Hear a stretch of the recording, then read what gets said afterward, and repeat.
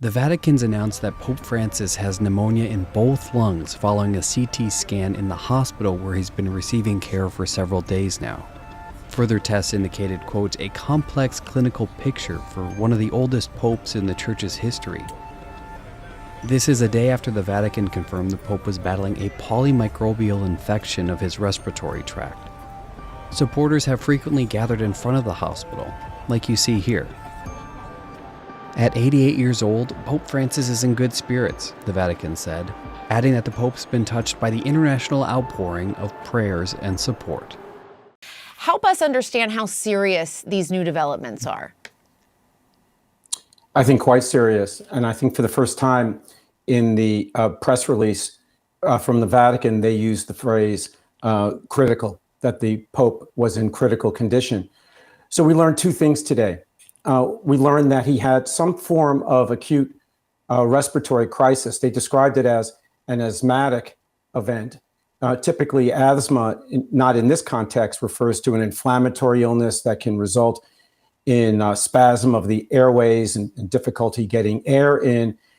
But in the context of somebody with bilateral pneumonia, to me, it sounds like he had some form of difficulty keeping his oxygen levels up or actively breathing. And in the setting of someone with pneumonia, that can be from something like a mucus plug or some other acute problem. The net result of that is they report that the pontiff now requires high flow oxygen. The second ominous disclosure is that they described that the Pope's platelet count had dropped, and they described which is called thrombocytopenia. And when one encounters a dropping platelet count in the context of somebody battling pneumonia, it raises the unwelcome specter of sepsis. So the net effect is a significant setback for His Holiness. And so what course of treatment would you expect doctors would take? Might it involve having to intubate him at this point? So one of the first things I do when I care for somebody like the Pope, who is almost 90 years old, is establish an advance directive from them and from the family, and understand that whether should the patient's condition deteriorate to requiring intubation, whether that is something that they would want. And we certainly don't know what the Pope's wishes are at this point. But what they did have to do today is change from nasal cannula, which are the ubiquitous prongs that you see in a patient's nose that can deliver about 6 liters of oxygen comfortably to a patient, and increase the percentage of oxygen in the air from about 21%, which is what we see in room air, to 30 to 35%. But that's about as high as you can get with those traditional nasal cannula. And what the medical team caring for Pope Francis did today is place him on a different system called high flow oxygen, in which you can deliver up to 60 liters of flow per minute. And that can raise the amount of inspired oxygen to 100%. The only way to deliver more oxygen would be with intubation. And again, we don't yet know that he is sick enough for that. And we also don't know whether that is something that he would wish for. I just want to get your reaction first to this new news, the blood test showing mild kidney failure. What does that suggest to you, and how do you read that? Yeah, Jessica, it suggests that the Pope is declining now. First of all, I'm impressed with the level of detail coming out of the Vatican. Typically, an entity like the Vatican or Buckingham Palace or the White House would tell the public about the health of a principal only what they really want the public to hear. And now I think we're being told what the Vatican thinks we need to hear. And the message is that the Pope is deteriorating. The kidneys function to filter fluids and electrolytes and remove toxins, but the kidneys themselves are very sensitive to changes in the overall status of the patient, including blood pressure and overall whether the patient is septic. And any serious illness can cause a significant decline in kidney function. In a critically ill patient like the Pope, the kidneys are sort of the proverbial canary in the coal mine. And once you start to see kidney function deteriorate, that is often a very ominous sign. And coming 24 hours after what sounds like an urgent episode where the Pope had difficulty breathing and needed to be placed on high flow oxygen, the decline in his kidney function suggests a significant deterioration in his overall status. Mm.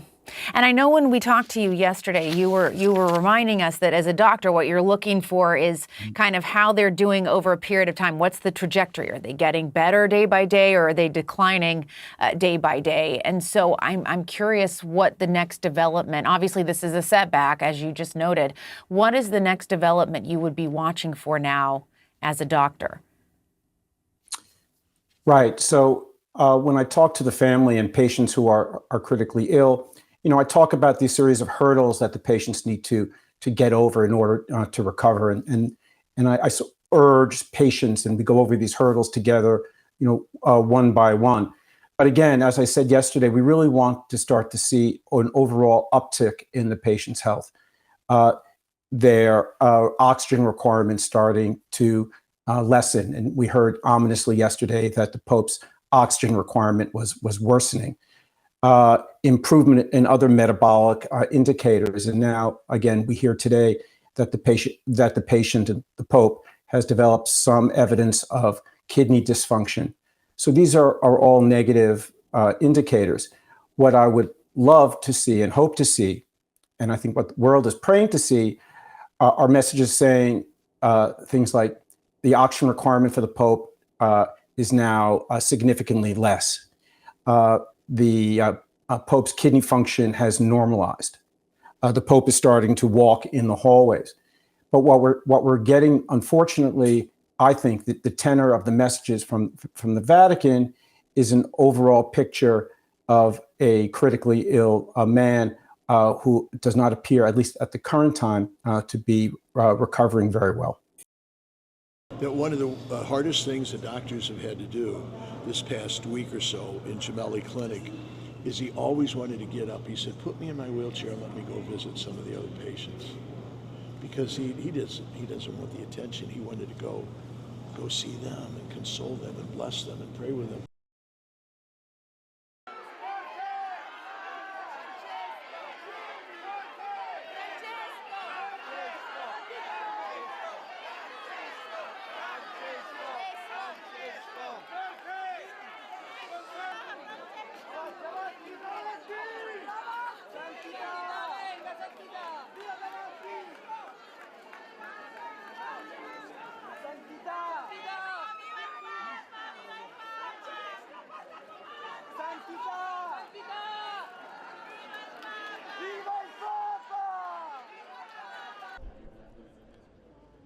Custodire vuol dire allora vigilare sui nostri sentimenti, sul nostro cuore, perché è proprio da lì